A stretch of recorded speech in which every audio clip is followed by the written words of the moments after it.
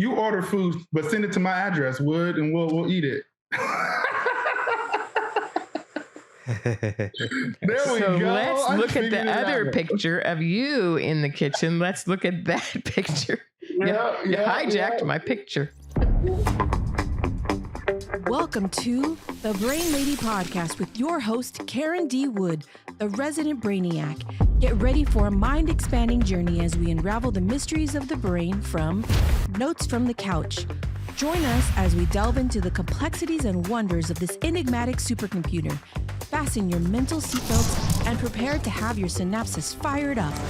Welcome to the captivating world of the Brain Lady Podcast.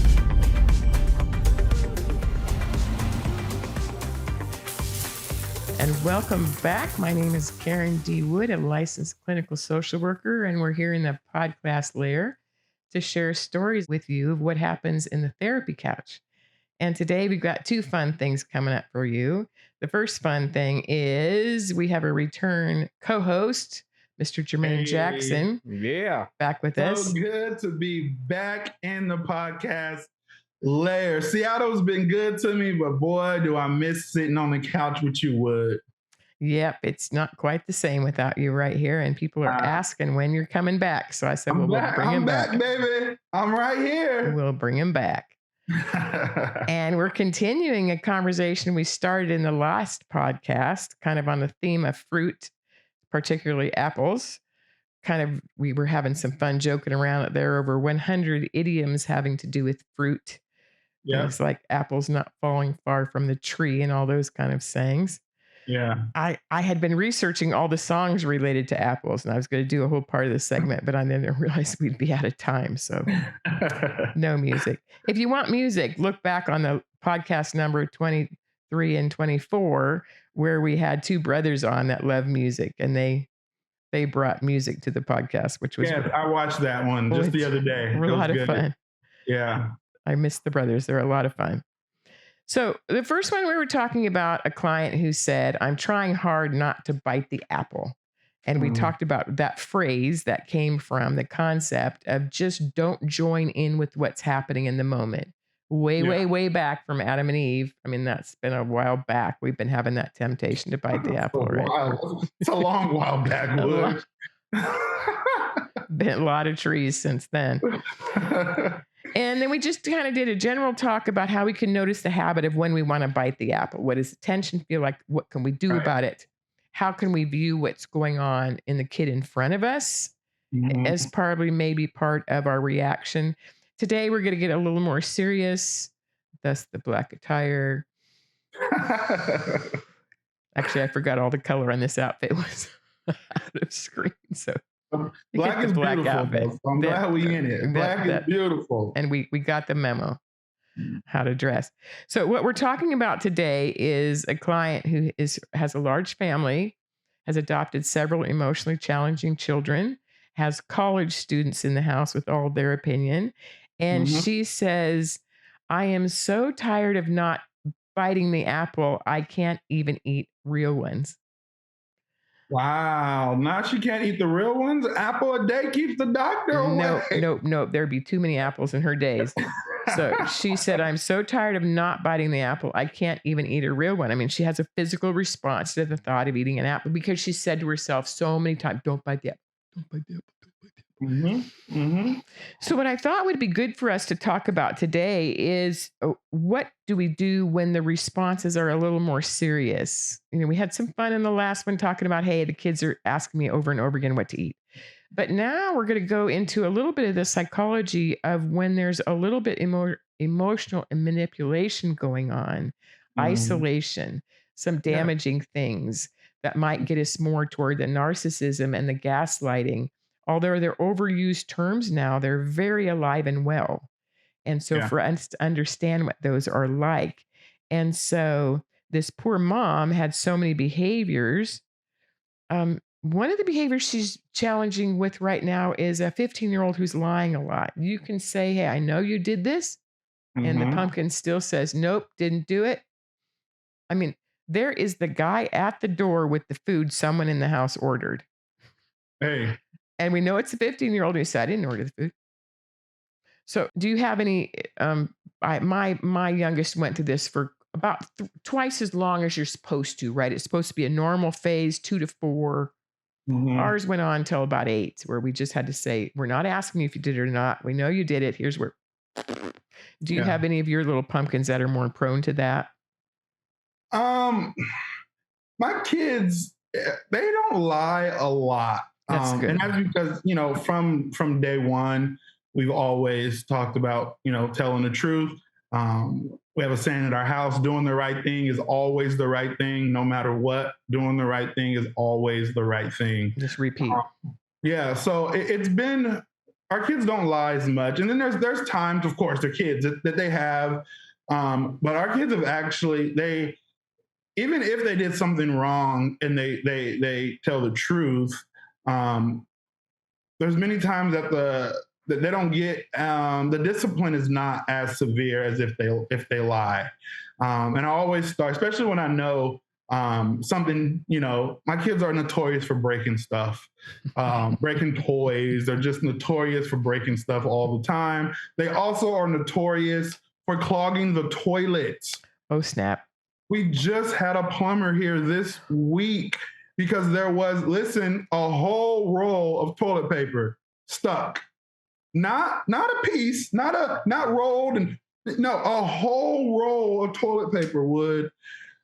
Of course, at that time, nobody did it. My first ask was, who did this? Not me, Nobody. not me. Nobody. So what I do most times when things like that happen, I pull each kid in the room one at a time. They come in the room, and many times I don't even ask anything. They just sit in the room for 5 minutes. And then I send them out, bring the next one in, back and forth. And then I bring them all together and say, so now I know exactly what happened. So I want to see who's going to be cop, honest, bad cop, dude, and who's going to actually tell Dad the truth. Because I'm only asking you this question because I already know the answer. So who's going to step up? And I usually get the truth with that method every time. Nice. I usually get the truth with that method. My oldest, Noah, he's 11.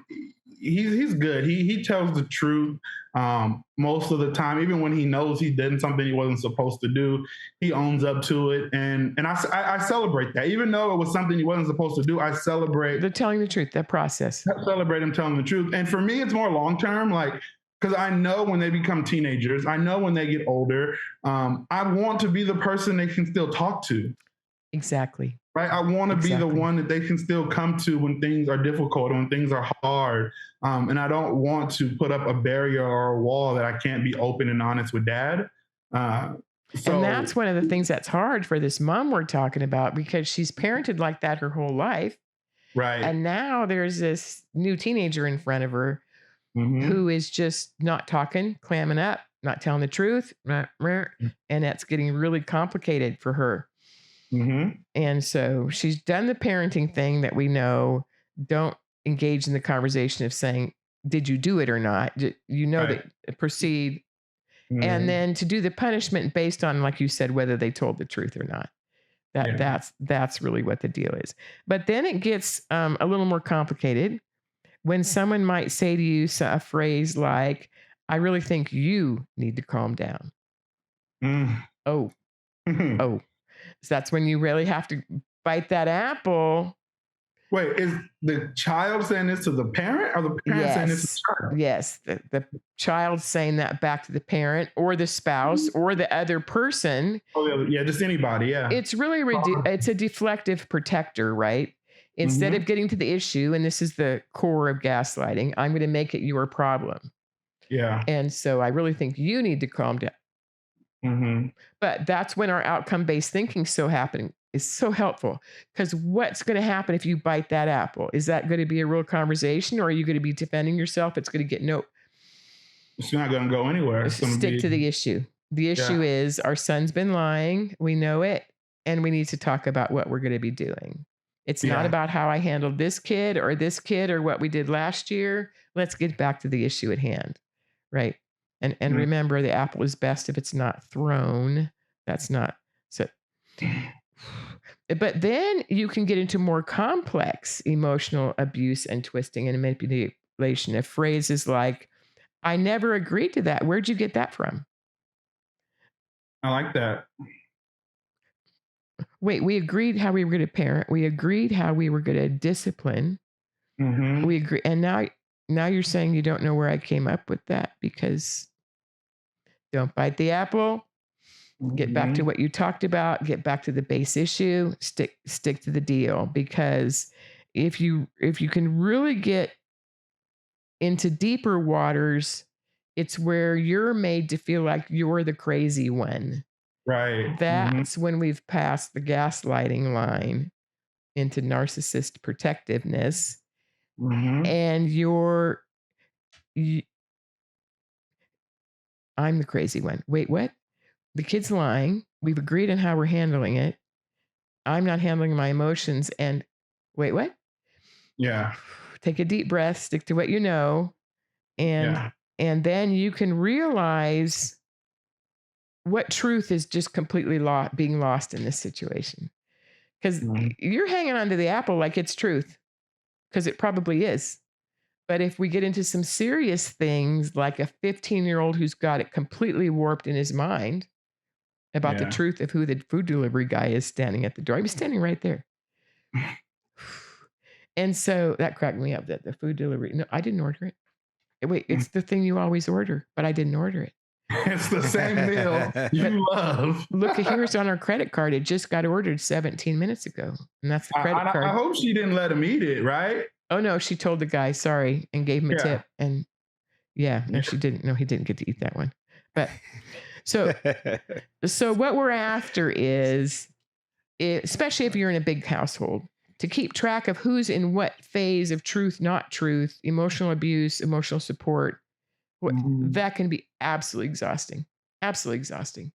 And so to do your good work of noticing the tension is, because there's a lot going on. So let's do our synapse neuron part of this. There's a lot going on in that moment. The hippocampus, which is that memory structure, it can be affected by chronic stress.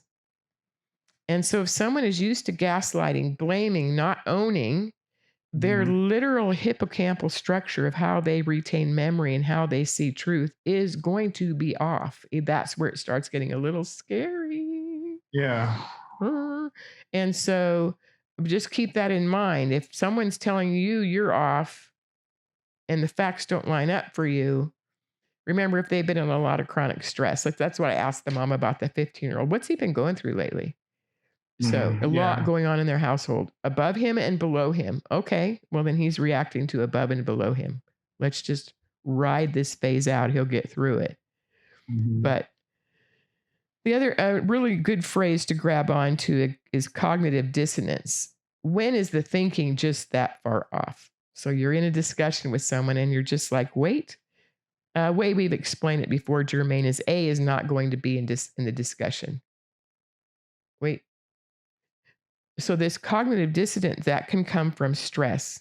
And so the brain struggles to reconcile what truth still is. Because remember, the memory system is no longer retaining what's truth.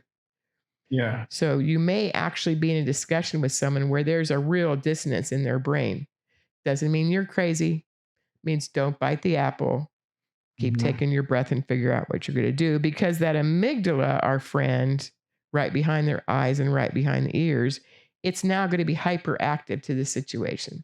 So now if you say anything to the 15-year-old about lying, that amygdala is now going to be in full force, ready to fight, because that's the state it's in now. But if we can know that, go ahead.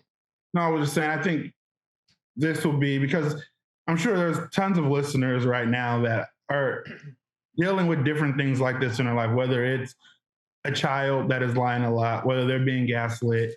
I think this will be a good, just take a second, to just reiterate the 4 steps. Can you just walk us through those 4 steps? So what do you do when you feel like you're being gaslit, or when you feel like your kid is lying to you and you're at a 10, you're at a 5? Can you walk us through just the core of clear thinking, the core of where this podcast was even built from, those 4 steps. Can you do that for us? So our nonprofit, Clear Thinking Solutions, has been established to help us spread the news about these 4 outcome-based thinking steps. And the first one is notice the tension. Yeah. There's a man standing at your door with another delivery. We just went through this last night. This is what happened. And it happened again the next night. Number 1, notice the tension. So for you as a parent, you open the door. What's the tension you're feeling when the delivery guy's standing there again? And they kind of live out in the boonies, so no small feat to get this delivery, right? So notice the tension. It could be a face response, head response. What is the body telling us is the danger? And then step number 2 on the screen, if you're watching on YouTube, what is the outcome of the picture without acceptance? Remember, acceptance doesn't mean the thing is good, right, lovely, kind, or true, but it is happening right now. The man's at the door. Yeah. So without realizing that, then I'm going to go off on all the times it's happened. And we just had it happen last night. And we just had it happen on vacation last week, 3 times when we were on vacation. And the memory is going to spew to protect you, to tell you how bad this is. Without acceptance that, yes, here we are again. Step number 3. What's the outcome of the picture? With acceptance, here we are again. Yeah. And I love one of the best definitions as acceptance is, I need my best brain. Yeah. Your real, Jermaine, on what is acceptance is our highest viewed real. So this concept of what is acceptance is a struggle for most people. It is. And so what would acceptance be with the delivery guy standing right there? And we just went through this. Then you switch to your acceptance facts. The fact is, this happened yesterday. Exhale. The fact is, it's the same kid looking at me like I'm a wackadoo mother. Thank you. I'm not taking that look from the kid. He's 16. Go away. Yeah. What are the other facts? The kid's not coming out of the bedroom. Oh, that's a clue. Oh, the fact is I hear dad's footsteps coming down and now I feel like I'm going to be sick. But if I can let that be the fact is, then my vagus nerve doesn't have to proceed with the sick. We have a game plan of how we're dealing this. We're just going to give the man a tip, say thank you, enjoy your dinner because you got a free dinner, and get him away from the door. That's acceptance number 1. Acceptance number 2, turn around, get my exhale going, move my shoulders. Dad, we have another situation, but it's not news. We don't need to be upset. See how I'm handing him the acceptance? We don't need to be upset. We don't need to go through the whole thing again. We just need to say, which one of us is best at handling this tonight? Exhale. See how she's already orchestrated. So it's not going to be both of us tag team and the kid. Which one? That's what acceptance allows you to do is plan. Should you have to be doing this again? No, you should not. Hear how you're going backwards to the non-acceptance? Yep. Turn it around to the fact. The fact is we shouldn't have to be doing this again. But the fact is Karen said this kid's going through stuff from above and below, and we need to ride this out with the kid. So that fact is list is really helpful when it comes time to these complicated apples, when they're just falling from the trees, when you can collect barrels of them, all our apple idioms. Get to your acceptance facts, because then she's got her 2 other kids that are emotionally disturbed from their adoptions, and they're yelling in the background, how come he got to have food and we didn't get to have food? The train has left the station for the whole household now, right? Well, I think for me, I like real, actionable, in the moment consequences. That boy would have ate oatmeal for dinner, and me and the other one would have ate his meal. I probably would have ordered the same meal for everybody in the house. So he would have sat there with a bowl of oatmeal, and me, his mom, his sisters, whatever he ordered, we would have ate it. Great idea, but you already did that 5 times. Then he lied about it again. Then what do you do? That's the situation in this house. And then where's he ordering this at? Why does he still have a phone? Well, they took it away after the first time. They took the phone away. That's good. But he has the information on his friend's phone. He copied it. Oh, he's a smart kid. He's his age, right? He's 15 in this age, right? A smart kid. Well, so like my Noah, Noah has a phone now. I know, Wood, you don't agree with Noah having a phone yet, but he has it just to go to school and come home. An emergency phone is different than the phone most kids get, right? Yep, he checks it in and out and walks in the house and when he leaves for the bus.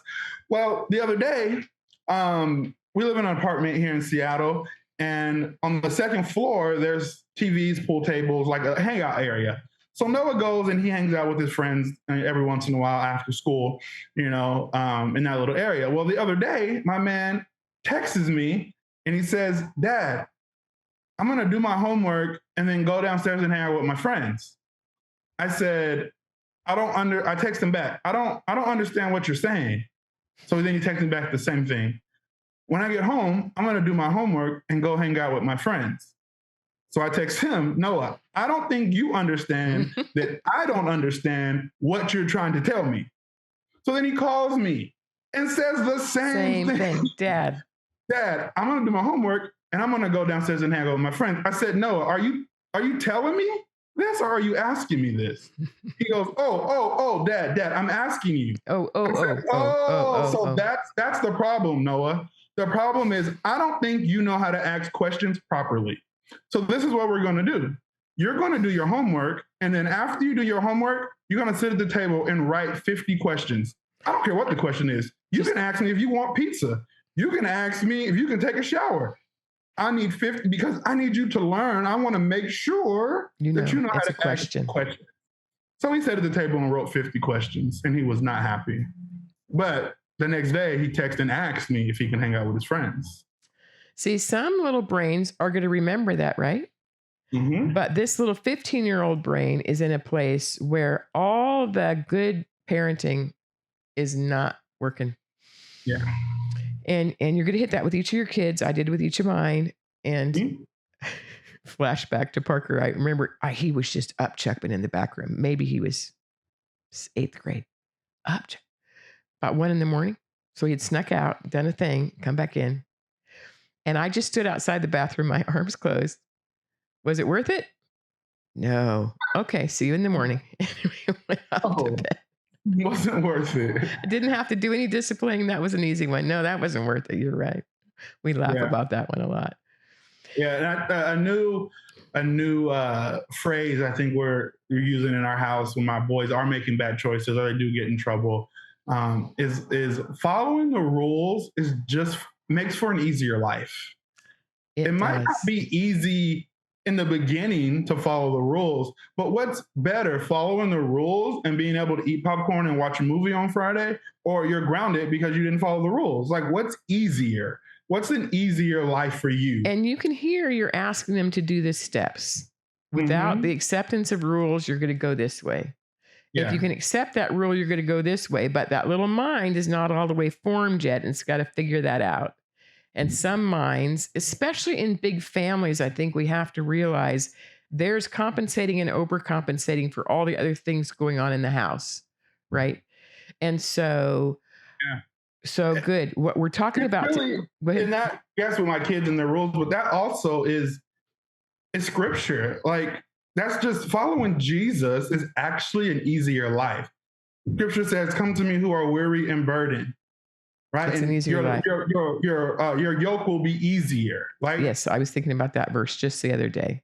Right, just following. It might be difficult in the beginning. It says, "Give me your yoke." Like it will be easier for you to just follow Jesus, to follow what He's asked us to do. It may be harder in the beginning, but following Jesus is a much easier life. And yet you have a brain that can grab that and go from A to B. And what we're talking about today is dealing with people at all ages whose brains have been damaged and who are not handling relationship in a good ebb and flow. They're not doing God at all. And we have to so many times in a day not bite the apple to the point where we literally won't eat apples anymore. I mean, that's a lot of apple biting all day long. So what we really did was talk today about this idea of how can we notice the tension when it's happening again, notice who we can be if we don't handle it differently or better, and what could we do with new acceptance this time? Right. Whether nobody in the house is doing it or not, what would I look like? And we talk about those pictures because pictures are so much faster than words. So What will you look like tonight? Going and picking all your babies up. Wife said at conference, what will you look like? Feeding them Auntie Karen pancakes for the night. Yeah. On a Friday when everybody's tired, I still have to cook, Wood. That's why I'm helping you make the picture. What would you look like? Instead of like the kid ordering food on the DoorDash, you order food, but send it to my address, Wood, and we'll eat it. There we go. Let's look at the other picture of you in the kitchen. Let's look at that picture. You hijacked my picture. Yeah, well, we'll probably do, we might do pancakes because they do love them.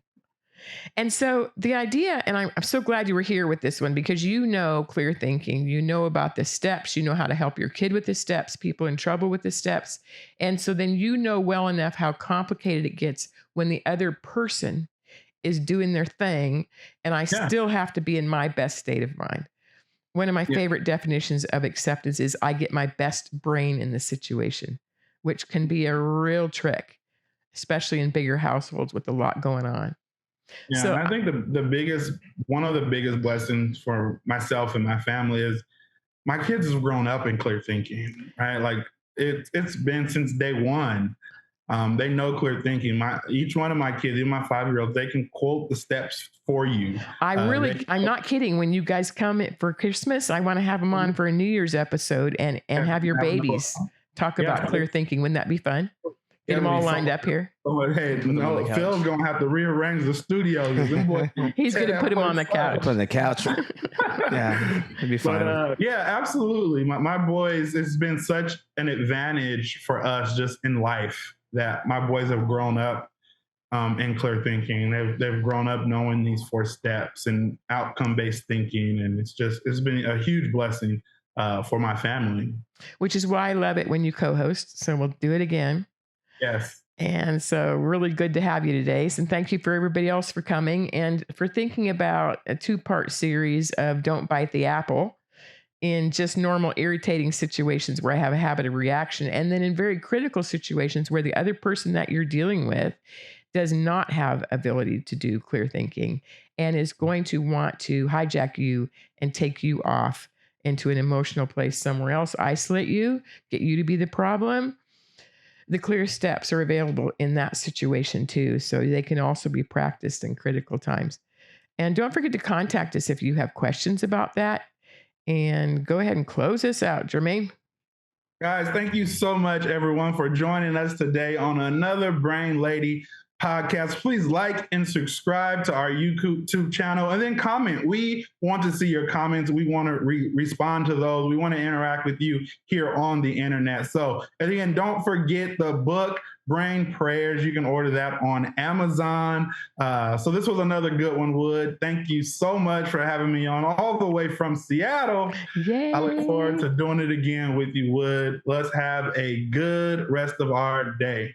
So thanks for coming. Sit up straight. There you go. Get your Perfect exhale. timing. There you go.